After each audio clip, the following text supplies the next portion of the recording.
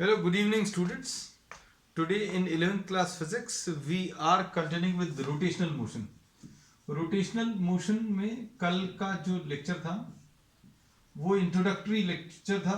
उसमें अभी उन्होंने सिर्फ आपको एक इंट्रोडक्शन दिया था, कुछ टर्म्स डिफाइन किए थे, है ना. वो एक बार एक क्विक रिवीजन ले लें हमेशा की तरह. रिजिड बॉडी किसको बोलते हैं बच्चों? जिसका शेप और साइज चेंज नहीं होगा फोर्सेस लगाने पर. जैसे suppose if you are trying to move any object, किसी भी टाइप का मोशन प्रोड्यूस कर रहे हैं और उसमें फोर्सेस लगा रहे हैं, फोर्सेस लगाने पर यदि उसका शेप एंड साइज चेंज नहीं हो रहा, if the shape and size of the object does not change on applying the forces, then the body is termed as rigid body, है ना.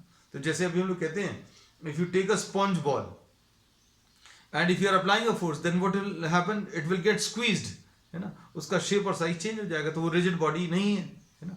If you take a rock, if you take a stone अगर आपने ले लिया तो stone को अभी आप कंसिडर कर सकते हैं कैसा? रिजिड बॉडी, क्योंकि उसका शेप और साइज चेंज नहीं होगा. तो भाई इसको मैथमेटिकली कैसे डिफाइन किया?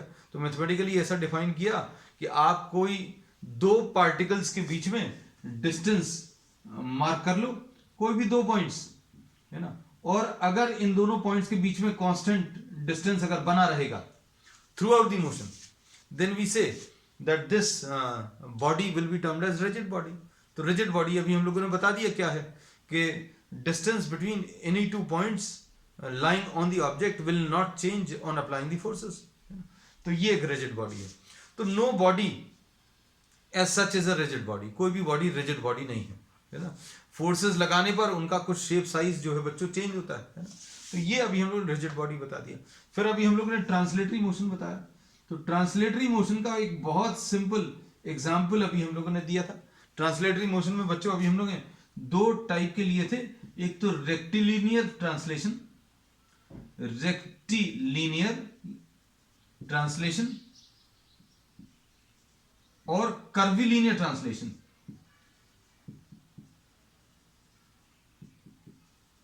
हम लोग सारे टर्म्स बच्चों रिपीट कर रहे हैं.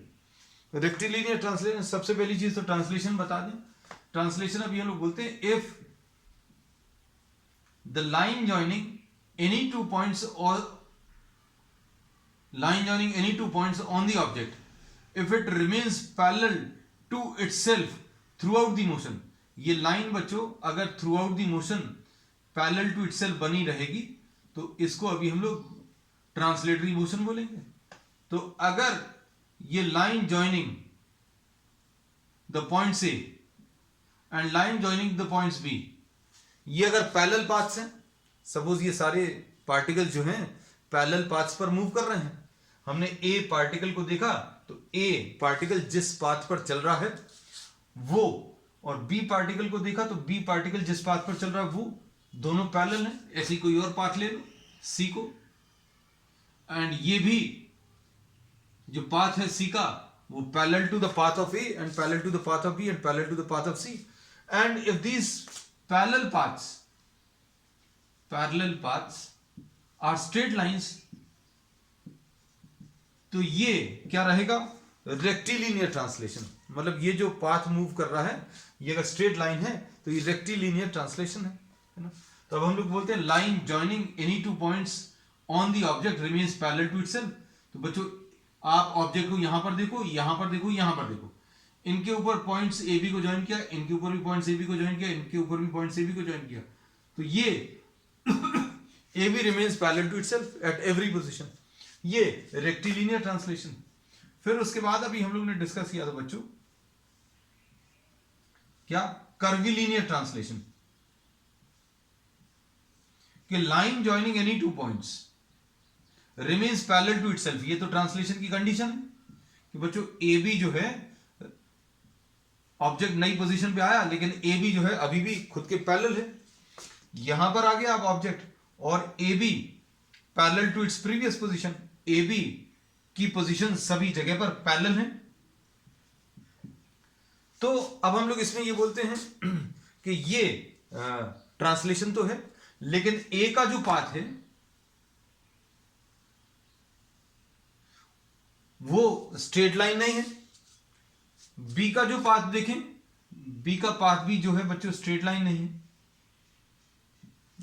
बट ए का path parallel to the path of B and parallel to the path of C. तो ये अभी हम लोग बोलेंगे क्या चीज है बच्चों, ये कर्वीलिनियर ट्रांसलेशन है। This is what curvilinear translation. तो क्या डेफिनेशन है, डेफिनेशन अभी हम लोग बहुत डिटेल में पिछली क्लास में ले चुके हैं। हम लोगों ने बोला कि line joining any two points on the object remains parallel to itself and the paths of all the particles are parallel. सारे पार्टिकल्स के पाथ बच्चों पैरेलल हैं, और ये जो पाथ है वो स्ट्रेट लाइन नहीं है, कर्व्ड पाथ है, इसलिए कर्वीलिनियर ट्रांसलेशन। इधर पर जितने भी पार्टिकल्स चल रहे हैं वो सारे के सारे पैरेलल पाथ्स पर चल रहे हैं, और पैरेलल पाथ्स बच्चों कैसी हैं, वो स्ट्रेट लाइन है। तो ये स्ट्रेट लाइन वाला ट्रांसलेशन है, ये कर्व्ड पाथ वाला ट्रांसलेशन है। तो ये रेक्टिलिनियर ट्रांसलेशन कहलाता है, ये कर्वीलिनियर ट्रांसलेशन। फिर बच्चों ऐसा कुछ पॉसिबल हो जिसमें line joining any two points on the circle, अगर ये कुछ एंगल कवर कर रही है, मतलब it does not remain parallel to itself. उसके बाद अभी हम लोग रोटेशनल मोशन ले रहे हैं। इसमें अभी हम लोगों ने ये बोला line joining any two points on the circle. बच्चों ऑब्जेक्ट ऐसा लिया और इसमें line joining any two points here and here. Object यहां से यहां आ गया, यहां से यहां गया, लेकिन ये line parallel to new position of A B नहीं है। मतलब अब हम लोग क्या बोलेंगे बच्चों कि इसने कुछ एंगल कवर कर लिया, और अगर ये एंगल कवर कर लिया तो ये रोटेशनल मोशन है। और इसमें ए का जो पाथ है वो पार्ट ऑफ अ सर्कल है, ये भी सर्कुलर पाथ है। इसको अगर आप आगे तक एक्सटेंड करेंगे तो ये सर्कुलर पाथ पर मूव कर रहा है। तो particles will be moving on circular paths. सारे पार्टिकल्स को अगर आप देखोगे तो ये सर्कुलर पाथ पर मूव करेगा, है ना। तो ये शॉर्ट में बच्चों अभी हमने वो चीजें बता दी, क्या बेसिक कॉन्सेप्ट जो अभी हम लोगों ने पिछली क्लास में डिस्कस किए थे। फिर अभी हम लोगों ने 3 टाइप के बच्चों रोटेशनल मोशन डिस्कस किए। एक तो rotation about a fixed axis, है ना। पहला जो अभी हमने डिस्कस किया वो rotation about a fixed axis. फिर दूसरा जो डिस्कस किया बच्चों अभी हम लोगों ने रोटेशन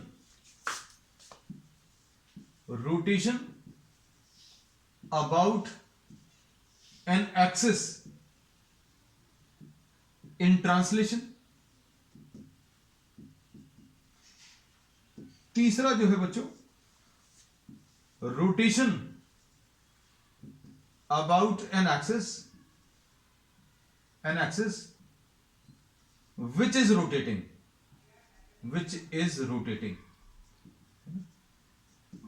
ये 3 टाइप के हैं, और तीनों टाइप के बच्चों अभी हमने एग्जांपल्स बताए थे। क्या इसमें ये प्योर रोटेशन है, इनको अभी हम लोग बहुत डिटेल में अब आगे पढ़ने वाले हैं।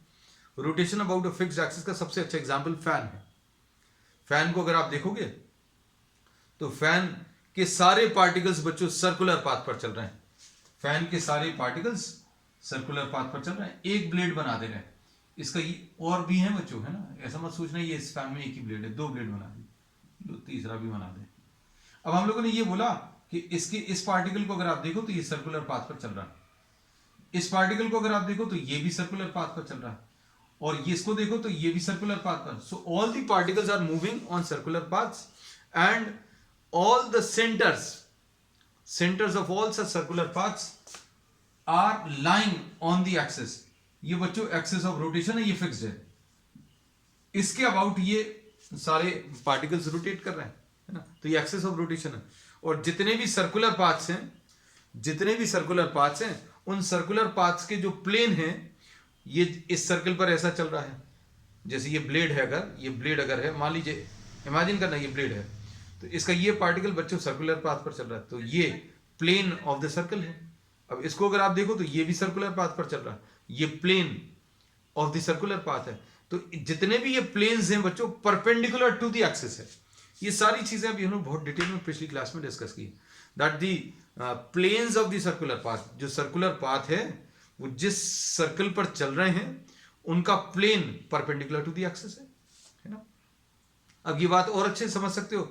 वॉल क्लॉक, सपोज यहां कहीं पर एक वॉल क्लॉक है, ये वॉल है और यहां पर एक क्लॉक लगी है, तो इसकी जो नीडल्स हैं, आवर हैंड, वो ऐसा कुछ रोटेट करेगी, है ना।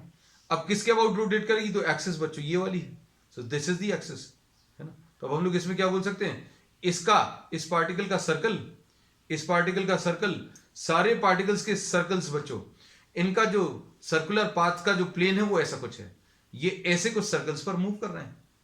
ये वाला पार्टिकल बच्चों इमेजिन करना, अभी हम आपको दिखा रहे हैं, ये वाला particle just try to follow the movement, ये एक सर्कल पर चल रहा है और ये सर्कुलर पाथ का प्लेन है, that is perpendicular to the axis, है ना। तो सर्कुलर पाथ के जो प्लेन है वो परपेंडिकुलर टू द एक्सिस है और सबके सेंटर्स कहां पर लाई कर रहे हैं, एक्सिस पर लाई कर रहे हैं, है ना। तो ये फिक्स्ड एक्सिस है। फिर दूसरा अभी हम लोग कह सकते हैं, इसका एक और एग्जांपल ऐसा ले सकते हैं, सपोज इमेजिन करना बच्चों कि अगर कोई गाड़ी, if you are trying to ride your motorcycle और साइकिल ऑन सैंड, सैंड पर अगर आप चलाने की कोशिश करोगे तो क्या होगा बच्चों, सैंड पर गाड़ी आगे नहीं मूव करेगी। What happens, the tyre of the vehicle rotates at the same place, उसी जगह पर घूमता रहेगा, है ना।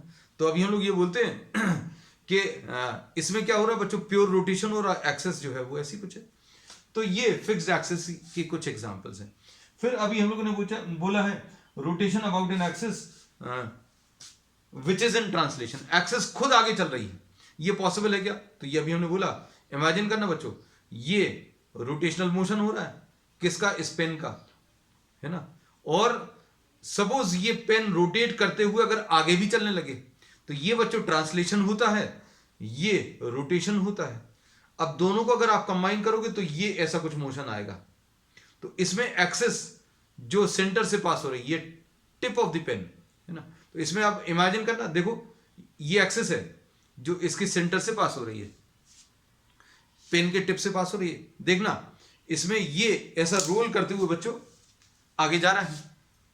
तो इसमें एक्सेस ऑफ रोटेशन खुद आगे बढ़ रही है ना। तो रोलिंग मोशन, टायर्स जो व्हीकल्स के हैं बेस्ट एग्जांपल है इसका, इसमें टायर्स रोटेट भी कर रहे हैं और जो एक्सेस है, ये रोटेट करते समय ये जो एक्सेस है, ये एक्सेस भी आगे बढ़ रही है, क्यों, क्योंकि टायर्स आगे बढ़ रहे हैं, है ना। तो अब हम लोग इसमें बोलते हैं रोलिंग मोशन में एक्सिस आगे बढ़ती जाती है, ठीक। फिर उसके बाद बच्चों ये लिया था rotation about an axis which itself is rotating. इसका एग्जांपल अभी हमने दिया था पेडेस्टल फैन और टेबल फैन। जो टेबल फैन अभी हम लोग देखते थे उसमें फैन तो रोटेट कर रहा है, रोटेट करते समय सिर्फ it will blow air in one specific direction, लेकिन उसका रोटेशन अगर आप चालू कर दोगे तो ये ऐसा रोटेट करते समय इसकी एक्सेस कौन सी रहेगी, ये ऐसा कुछ रोटेट कर रहा था, ये एक्सेस है। अब क्या होगा, ये ऐसा रोटेट करते समय ये ऐसा कुछ मूव करेगा, है ना। तो ये ऐसा रोटेट कर रहा है, एक्सेस ये है, what is happening, the axis itself is rotating, है ना। तो ये बच्चों ये जो मोशन है इसको प्रिसीजन बोलते हैं, है ना, ये भी नोट कर लेना, ठीक। चलो तो ये चीजें बच्चों अभी हम लोगों ने डिस्कस कर ली थी।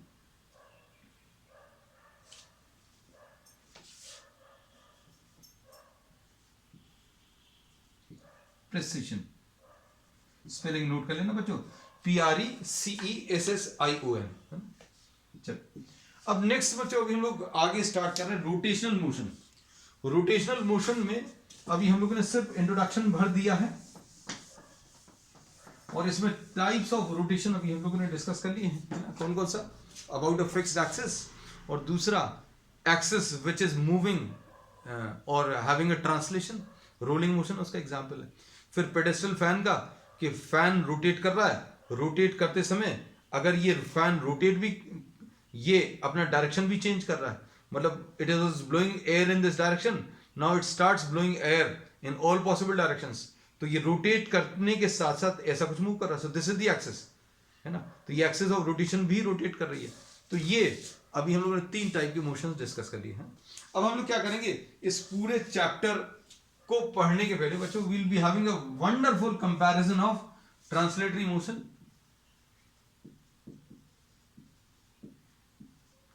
Motion and rotational motion.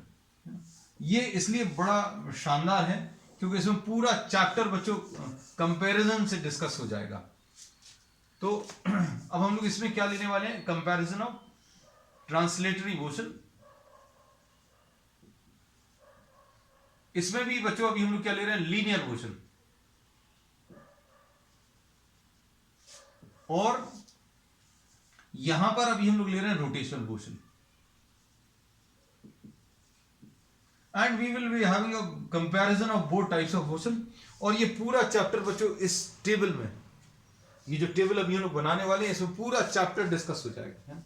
तो अब देखना ध्यान से। अब हम लोगों ने इसमें बोला है कि ट्रांसलेटरी मोशन में या लीनियर मोशन में अभी हम लोग डिस्प्लेसमेंट पढ़ते थे। हम लोग क्या पढ़ते थे, डिस्प्लेसमेंट। और इस डिस्प्लेसमेंट को बच्चों अभी हम लोग किससे, एस से रिप्रेजेंट करते थे। यहां पर क्या आ जाएगा, यहां पर एंगुलर डिस्प्लेसमेंट आ जाएगा, एंगुलर डिस्प्लेसमेंट। और इसको अभी हम लोग थीटा से रिप्रेजेंट करते हैं। या तो इसको आप डेल्टा एस लिख लो, तो ये delta theta is equal to delta theta, angular displacement, है ना। Small displacement delta S and small angular displacement delta theta. और इसमें अभी हम लोगों को ये मालूम है, डायग्राम से अगर आपको याद हो, ये तो सर्कुलर मोशन में इतना डिस्कस कर लिया था कि अगर ये डेल्टा थीटा है, then this is delta S, the distance और द डिस्प्लेसमेंट। छोटे एंगल्स के लिए बच्चों ये डिस्टेंस और डिस्प्लेसमेंट का मैग्नीट्यूड तो सेम रहेगा, है ना? तो अब हम लोग क्या बोलते हैं, यहां पर डिस्टेंस और डिस्प्लेसमेंट बोलते थे। अब यहां पर अभी हम लोग क्या पढ़ने वाले हैं, यहां पर एंगुलर डिस्प्लेसमेंट पढ़ेंगे। और एंगुलर डिस्प्लेसमेंट डेल्टा थीटा क्या होता है बच्चों, delta S upon R. This we have discussed in circular motion. ये कह लो कि उस पार्ट का एक रिवीजन आ गया। डेल्टा थीटा अगर आपको मेजर करना है तो कैसे मेजर करेंगे, delta S upon R, distance और आर्क की length divided by radius, arc length divided by radius. मान लीजिए किसी को अगर नहीं मालूम, नथिंग टू वरी अबाउट। अभी अपन लोग आगे बहुत सारी चीजें ऐसी सुनेंगे इस कंपैरिजन में। चूंकि हमने ये बोला है इस टेबल में हम पूरा चैप्टर डिस्कस कर लेंगे, तो हो सकता है कुछ चीजें आपको क्लिक नहीं करें, nothing to worry about, but this will be very useful for you after you complete this chapter. अब इसमें देखो, नेक्स्ट अभी हम लोग लेते हैं डिस्प्लेसमेंट के बाद वेलोसिटी। तो वेलोसिटी बच्चों अभी हम लोग v से रिप्रेजेंट करते हैं, और ये delta S by delta T होता है। तो यहां पर क्या आ जाएगा, एंगुलर वेलोसिटी। तो ये टर्म भी पढ़ा हुआ है। तो एंगुलर वेलोसिटी, इसको अभी हम लोग ओमेगा से रिप्रेजेंट करते हैं, और ओमेगा क्या होता है, delta theta by delta T, the rate at which the angle is being covered. किस रेट पर आप ये एंगल कवर कर रहे हो, किस रेट पर आप ये एंगल कवर कर रहे हो, उसको अभी हम लोग एंगुलर वेलोसिटी बोलते हैं। Omega is equal to delta theta by delta T. अब इसमें ओमेगा ये होता है v डिवाइडेड बाय r, यानी v is equal to r omega. This we have done, both these relations we have done in circular motion. यहां पर जो अभी हम लोग कर रहे हैं, हम इन दोनों के बीच का अगर कोई रिलेशन एग्जिस्ट कर रहा है तो वो रिलेशन भी बता रहे हैं, है ना। तो किस रेट पर डिस्टेंस कवर हो रहा है, डिवाइडेड बाय टाइम, ये स्पीड होता है, या डिस्प्लेसमेंट अपॉन टाइम वेलोसिटी होता है।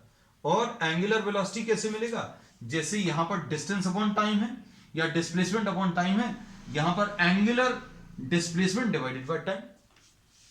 और दोनों के बीच का रिलेशन देखो बच्चों सिमिलर टाइप का है। डेल्टा थीटा क्या होता है, delta S upon R, omega क्या होता है, v अपॉन आर, है ना।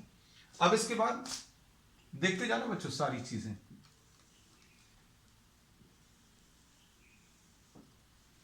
नेक्स्ट इसके बाद नेक्स्ट अभी हम लोग इसमें ले रहे हैं एक्सेलरेशन। तो यहां पर अभी हम लोग बोलते हैं एक लीनियर एक्सेलरेशन। वैसे सिर्फ एक्सेलरेशन बोलते थे, लेकिन अब एक्सेलरेशन कौन सा वाला, एक्सेलरेशन आप rate of change of speed, मतलब अगर कोई स्पीड ऑफ द ऑब्जेक्ट अगर इंक्रीज हो रही है तो उसको एक्सेलरेशन बोलते हैं, या स्पीड डिक्रीज हो रही है तो वो नेगेटिव एक्सेलरेशन होता है। वैसे ही एंगल कवर्ड पर यूनिट टाइम, मतलब घूमने की स्पीड अगर बढ़ रही है तो अभी हम लोग क्या बोलेंगे, angular acceleration, angular acceleration.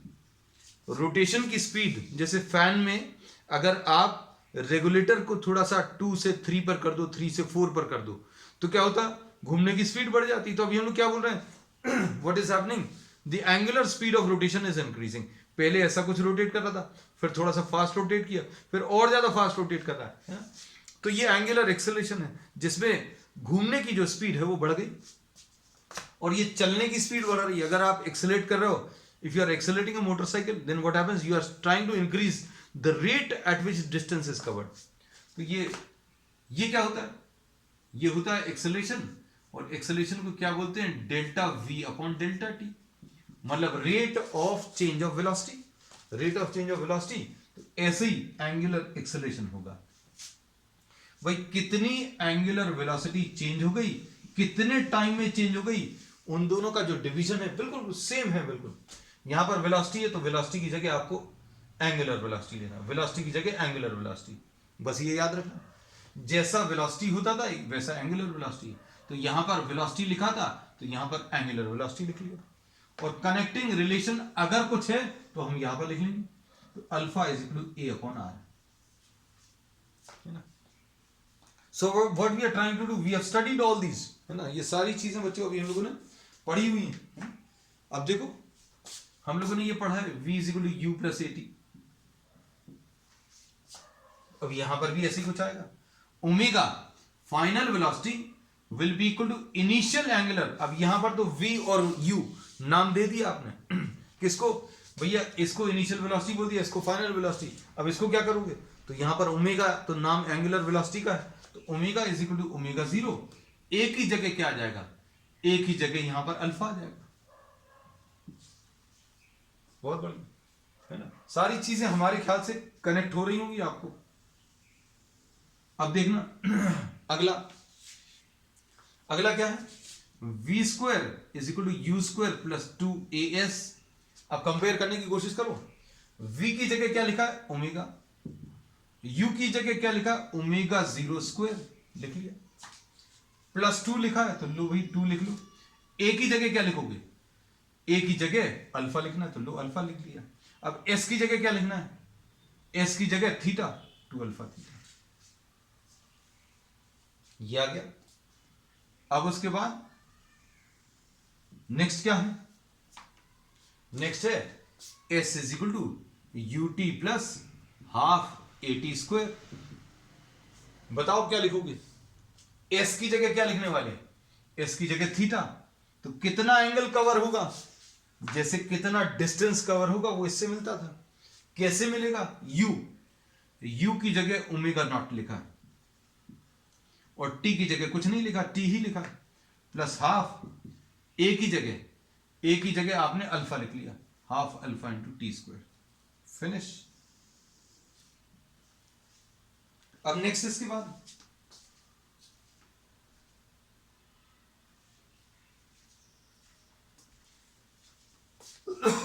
Next है v square is equal to u square plus 2as, ऐसा होता है। We have done this, I am sorry. s is equal to u plus a by 2 into 2n minus 1. This is the distance traveled in nth second. This also we have done in equations of motion.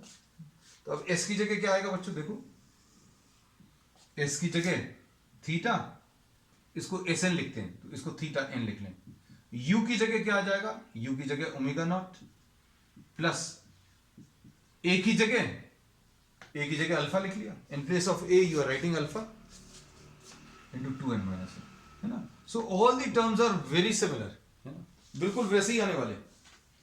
अब इसके बाद बच्चों देखो, अब थोड़ा सा change आएगा, थोड़ा सा there will be a slight change in what we are writing.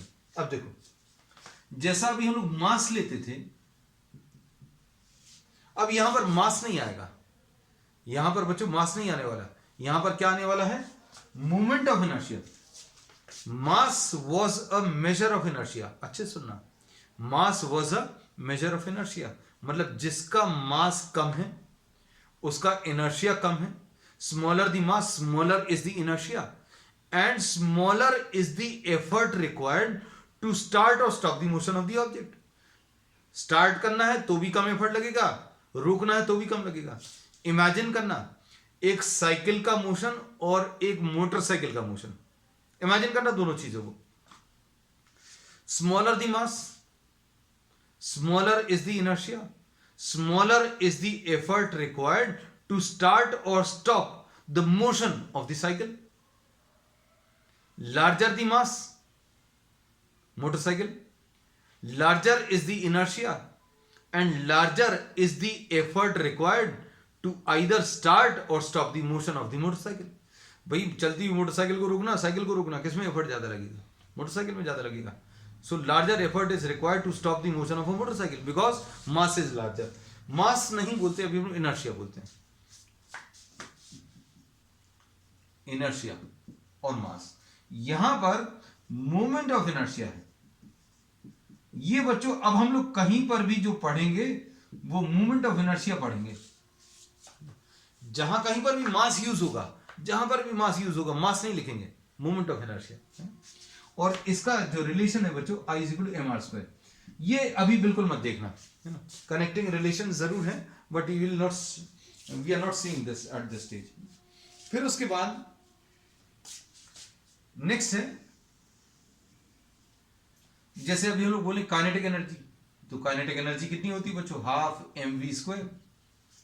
अब तुम लोग यहां पर भी बता सकते हो, ये काइनेटिक एनर्जी ट्रांसलेशन की है. काइनेटिक एनर्जी रोटेशन की क्या आ जाएगी बच्चों?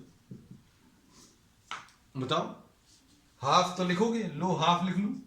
मास, मास नहीं लिखोगे, क्या लिखोगे? आई लिखोगे.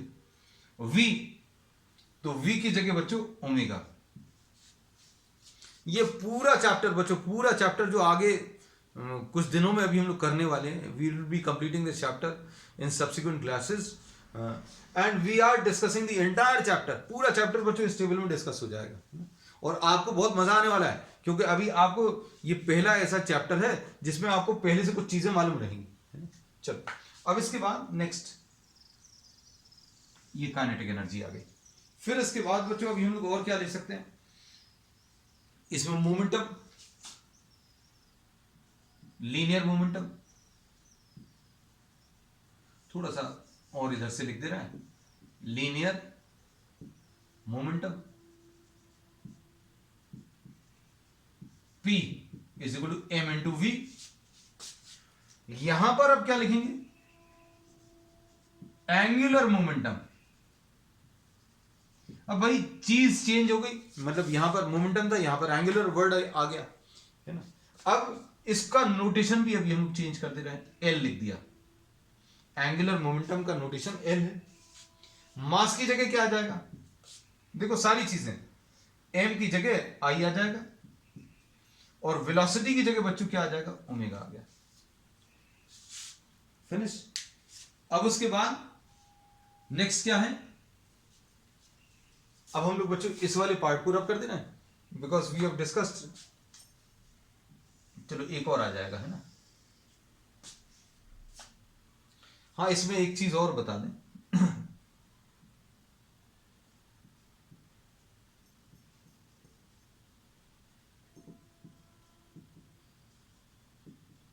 एल की वैल्यू P इंटू आर, ये कनेक्टिंग रिलेशन है बच्चों, है ना. एल की वैल्यू P इंटू आर, बस ये याद रखना. चलो अब नेक्स्ट इसके बाद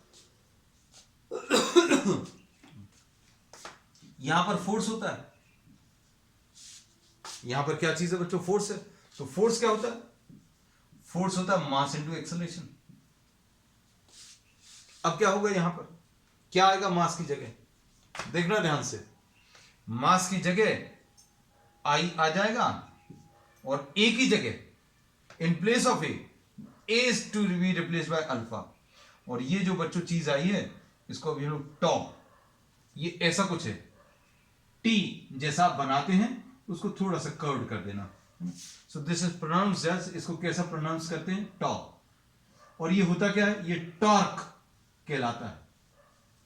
तो फोर्स की जगह नई क्वांटिटी क्या आ गई बच्चों? टॉर्क, है ना. तो टॉर्क होता क्या है ये अभी हम लोग डिस्कस करेंगे. ये अभी हम लोग बोला पूरा चैप्टर बच्चों, अभी हम कंपैरिजन के बेसिस पर सारी चीजें बता रहे हैं. अब मास इनटू एक्सेलरेशन. अब यहां पर मास की जगह आई आ गया, ए की जगह अल्फा आ गया. तो अब इसको भी कोई नया नाम दे दिया, क्योंकि फोर्स तो नहीं बोलेंगे अब इसको. So we are naming this as torque. Force नहीं बोलकर इसको टॉर्क बोल दिया.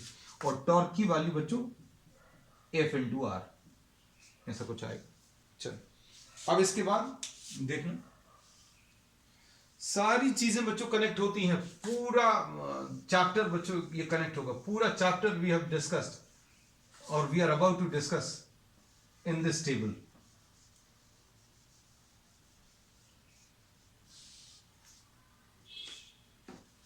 अब इसके बाद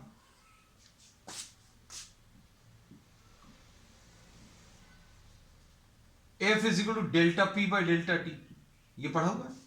rate of change of momentum is force.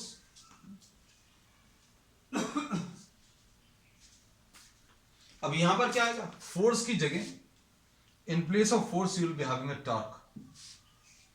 Force की जगह टॉर्क आ गया, is equal to delta P।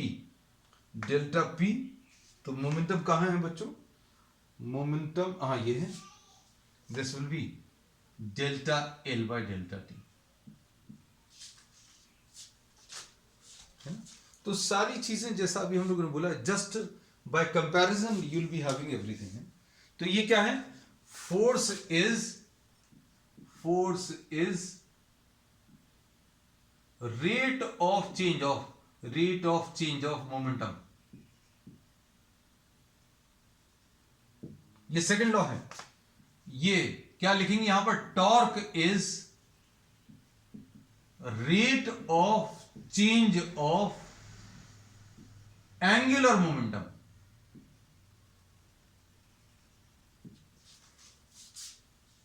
ठीक, पूरा चैप्टर बच्चों लगभग अभी हम लोगों ने खत्म कर लिया है ना। बस अब एक चीज और बची है, वो डिस्कस कर लें। अब फिर तुम लोगों को ये लगेगा अरे जब चैप्टर खत्म हो गया तो आगे क्या पढ़ने वाले, तो आगे और ज्यादा मजा आने वाला है, क्योंकि अभी हम लोग एक एक टॉपिक को, एक एक चीज, जैसे मोमेंट ऑफ इनर्शिया पे कम से कम 3-4 क्लासेस लेने वाले हैं अलग से, है ना। क्योंकि ये कॉन्सेप्ट बहुत इंपॉर्टेंट है। कॉम्पिटिशन्स के हिसाब से आप जिस एग्जाम के लिए भी प्रिपेयर कर रहे हैं, तो ये चैप्टर पर्टिकुलरली बहुत बहुत शानदार है, क्योंकि उसमें बहुत अच्छे क्वेश्चंस बनते हैं। अब देखना, अब हम लोग इसमें ये बोलते हैं, अगर तुम लोगों को याद हो law of conservation of momentum, क्या कि भैया अगर कोई एक्सटर्नल फोर्स नहीं लग रहा, if no external force is acting on the system, अगर कोई फोर्स नहीं लग रहा तो delta P by delta T 0 आ जाएगा। अगर भाई कोई फोर्स नहीं लग रहा तो delta P by delta T की वैल्यू 0। इसका मतलब क्या है, डेल्टा P की वैल्यू 0। डेल्टा P की वैल्यू 0 का मतलब क्या है, चेंज इन मोमेंटम नहीं है, चेंज इन मोमेंटम 0, मतलब क्या है, मोमेंटम कांस्टेंट। मोमेंटम कैसा रहेगा, कांस्टेंट। तो ये law of conservation of momentum है, law of conservation of momentum.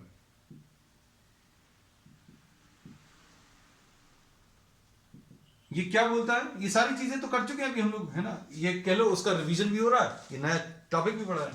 और law of conservation of momentum क्या बोलता है, जो चीजें अपन ने यहां पर लिखी, if no external force acts on the system, then momentum of the system remains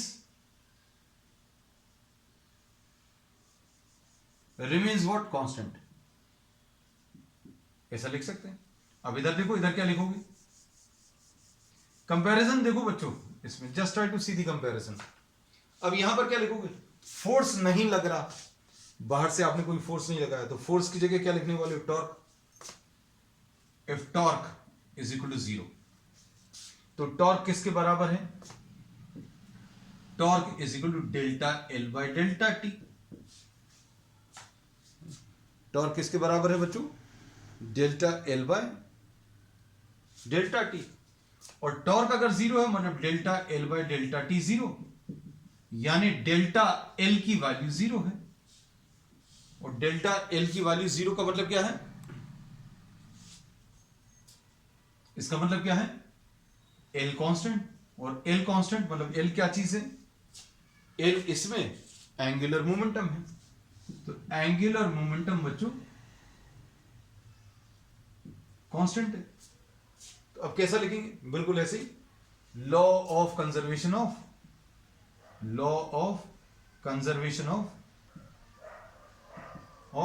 angular momentum. और ये क्या बोलता है, if no external torque external torque acts on the system, तो क्या चीज, then angular momentum of the system remains constant. तो ये बच्चों नियरली पूरे चैप्टर का अभी हम लोगों ने क्या किया, कंपैरेटिव स्टडी ले ली. अब डिटेल में अभी हम लोग रोटेशनल मोशन कल से स्टार्ट करेंगे. तो आज के लिए इतना. We will continue with the same topic on the next one. That's all for today.